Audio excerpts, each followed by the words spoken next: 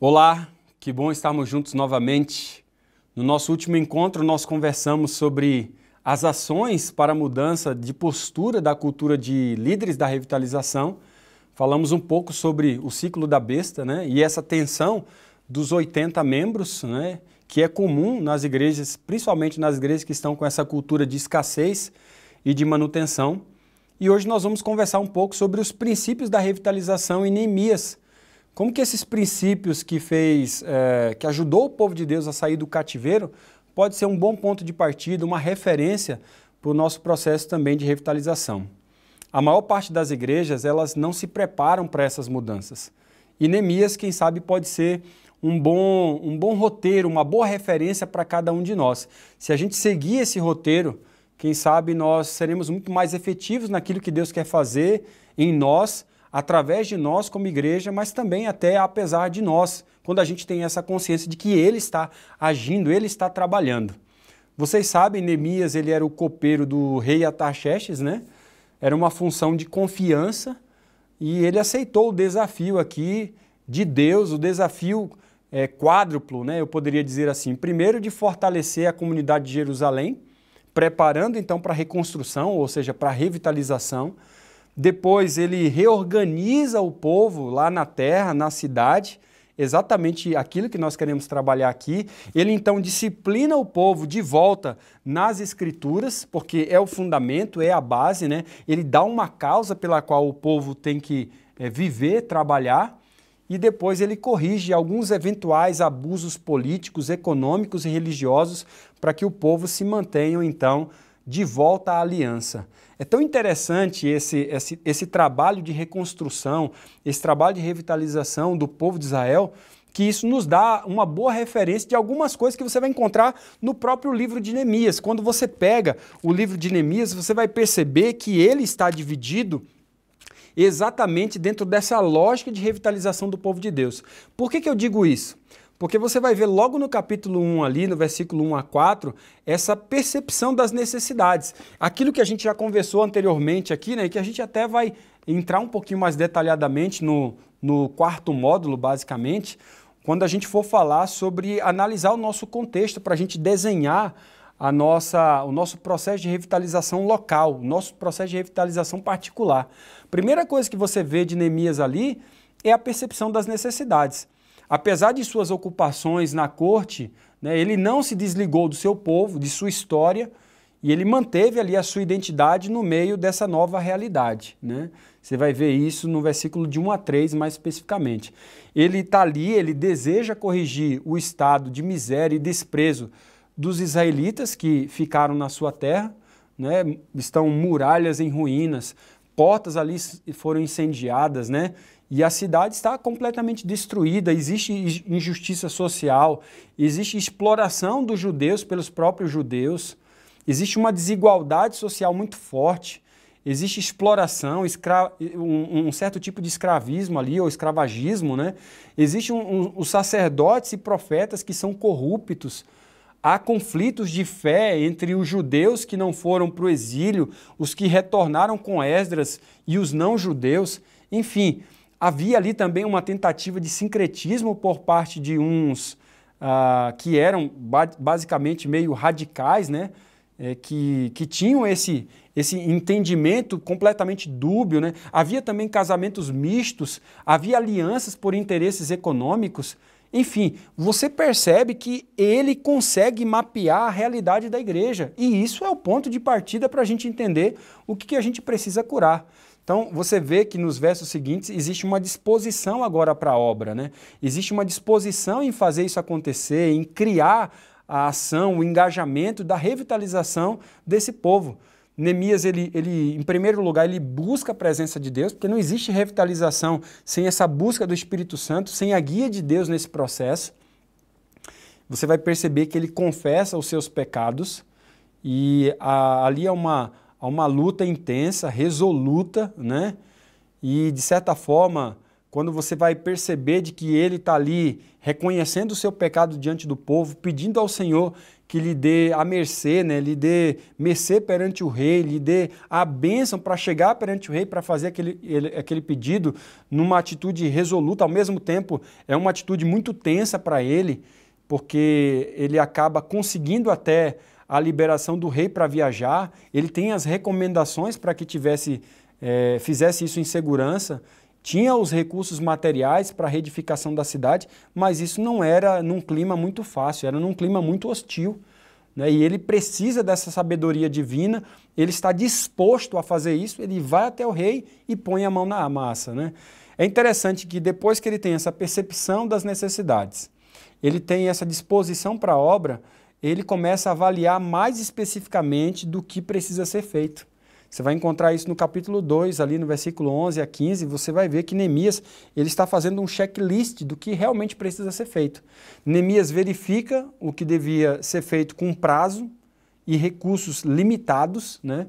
Precisa saber exatamente o que há de ser executado para conseguir realizar a sua obra, e ele chega em Jerusalém, né, ali basicamente sem um projeto, sem saber o que é que deveria fazer, mas, acima de tudo, com um reconhecimento do terreno, para verificar a extensão da obra que tinha que ele realizar, cada etapa que ele tinha que trabalhar, que precisava ser cuidadosamente definida.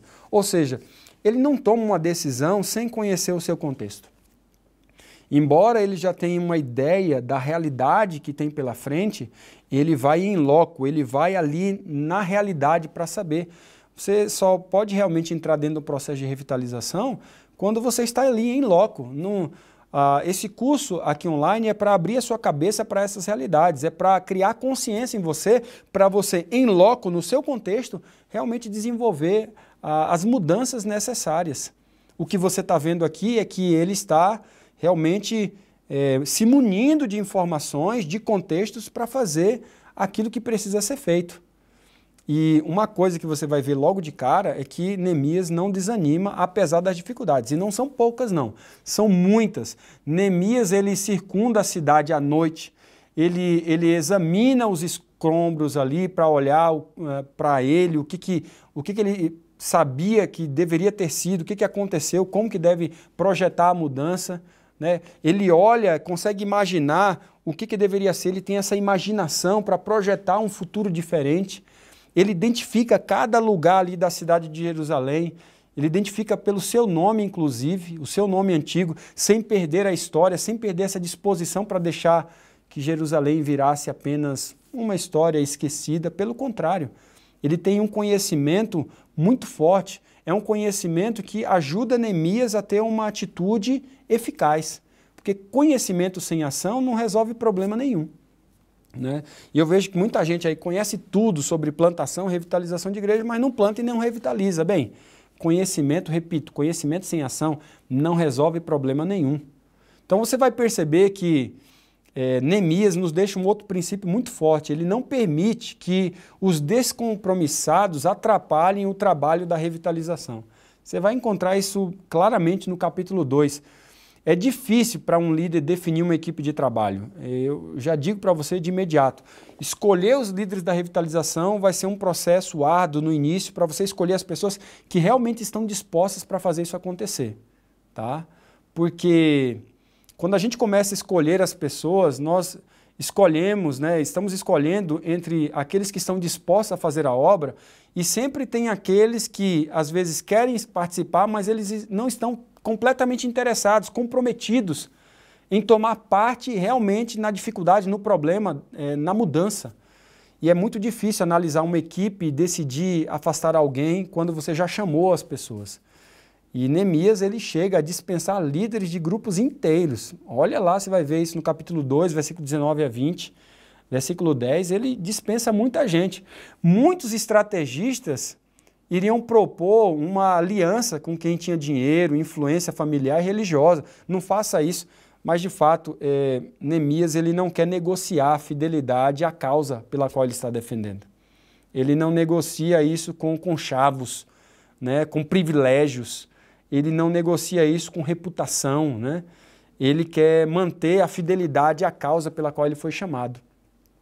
Então, você vai perceber que ele vai trazer para nós um outro princípio muito claro. Ele vai dividir as tarefas segundo a capacidade de cada um. Você vai encontrar isso no capítulo 3 e também no capítulo 4. Cada parte da obra foi entregue a um grupo específico. E você vai perceber que Neemias ele antecipa os princípios administrativos modernos. Muita gente vai assim, uau, isso aqui tá, Neemias já estava fazendo, evitando aqui a tendência, né, de centralizar, né, que leva muitos líderes a se desgastarem por não distribuírem as tarefas, né, por não acompanhar a execução e verificar os resultados. Se você está empenhado em fazer tudo, você vai ter distorção de prioridades. Consequentemente, você vai se sobrecarregar, você vai centralizar tudo em você, e isso em algum momento vai te desmotivar e você vai se tornar um incrédulo da mudança. Neemias ele está atento a essa realidade, ele está dirigindo, identificando os relapsos na obra para poder potencializar tudo aquilo que a obra merece, para que as coisas realmente aconteçam. E ele faz isso, né, apesar da oposição. Isso quer dizer que Neemias não para, apesar da oposição latente. Na igreja, quando você for falar de revitalização e mudanças, não espere você que todo mundo vai estar lá, uau, que lindo, que maravilhoso, vamos fazer isso mesmo. Não. Espere, você vai ter oposição. Mas você não pode parar por causa da oposição. Na igreja, muito atrapalha quem nada faz. Há mais especialistas em detectar falhas do que em dar sugestões. Os descompromissados, eles poderão se tornar opositores e, finalmente, inimigos que ameaçam a cabeça, né? Ameaçam a liderança. No caso aqui, Neemias, que não foge da batalha porque sabe que quem está fazendo a obra é o Senhor dos Exércitos. Não é? A gente tem uma frase que a gente diz no plantador, que aquilo que você permite é aquilo que você promove. Se você permite que descompromissados estejam na equipe, você está permitindo uma igreja descompromissada, de líderes descompromissados. Se você permite que todo mundo chegue atrasado, você está comunicando. Você está dizendo que esse é o padrão. Se você permite que as pessoas não se engajem missionariamente, que não respondam às perguntas quem é o seu próximo discípulo, esse será o padrão. Então, Neemias, ele tem aqui um foco muito claro e ele vai prosseguir apesar da oposição. Uma outra coisa é que ele vai corrigir os desvios pelo caminho. Você não acerta tudo de uma vez. Mesmo esse processo da revitalização chega para você online agora, depois de muitos erros e acertos, para a gente chegar nessa maturação, para ver onde a gente pecou e onde a gente precisa corrigir, para chegarmos até aqui. Neemias é assim também, ele está corrigindo os desvios pelo caminho. Neemias, e você vai encontrar isso no capítulo 5, né, bem fortemente, Neemias ele precisou resolver problemas econômicos, religiosos, sociais, e ele teve que legislar sobre empréstimos, sobre outras causas para reagrupar o povo que havia, de certa forma, deixado numa situação de desprezo, de abandono. E ele ordena até o fim de casamentos com os povos circunvizinhos. É muita coragem. Você vai ver que no processo da revitalização você lida com questões espirituais, de ordem de recursos financeiros, não dizimistas, igreja não autossustentável, você lida com questões de falta de discipulado, você lida com questões de uma liturgia que é mais fruto da conveniência, da consciência de algumas pessoas do que, na verdade, fruto da missão. Você vai perceber que você vai ter que lidar com estrutura local pesada, que tem um monte de departamento, que não acontece nada, e que você poderia enxugar para que as coisas acontecessem de uma maneira muito mais rápida, onde você não precisaria ter tanta gente na comissão, mas que poderia ter uma comissão muito mais sucinta, com resultados ou mesmo decisões muito mais ágeis. É isso que você vai ver em Neemias. E por último, não menos importante, talvez o mais importante, você vai ver um homem que confia inteiramente em Deus. Eu apelo aos líderes, né? Confiem de que Deus está à frente do processo da revitalização. Neemias, ele entrega-se totalmente nas mãos de Deus, pois Deus ele tem em todas as suas mãos todo o poder, né?